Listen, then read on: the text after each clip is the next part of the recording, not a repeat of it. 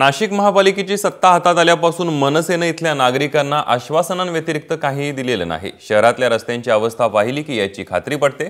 रस्त्यांच्या कामासाठी पालिकेच्या एकूण उत्पन्नापैकी 40% रक्कम वापरली जाते। शहरातल्या रस्त्यांची सध्याची अवस्था पाहिली तर हे पैसे कुठे जातात असा प्रश्न पडल्याशिवाय राहत नाही।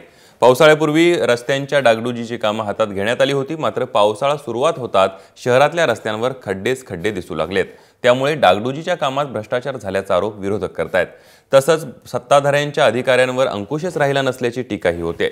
दुसरीकडे खड्डे काय फक्त नाशिकमध्येच आहेत का असा प्रश्न मनसेचे नेते विचारतायत। महानगरपालिकेमध्ये गेली 2.5 वर्ष मनसेची सत्ता आहे आणि मनसेचा प्रशासनावर कुठलाही अंकुश नाही।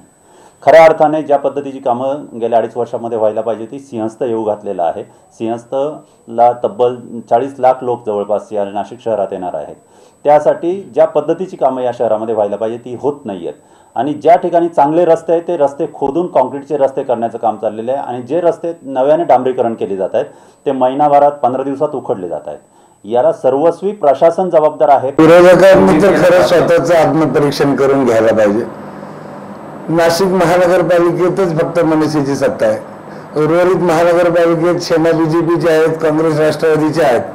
त्या ठिकाणचे रस्ते खात्रीशीर त्यांनी ठामपणे सांगावं की ते रस्ते चांगले, ते मीडियाच्या माध्यमातून बाहेर येतात। आणि मागील 10 वर्षाचा जर सगळा इतिहास काढला तर कुठलाही पेपर त्यावेळेचा काढला तरी खड्डे त्यावेळेला होते, आजही आहेत।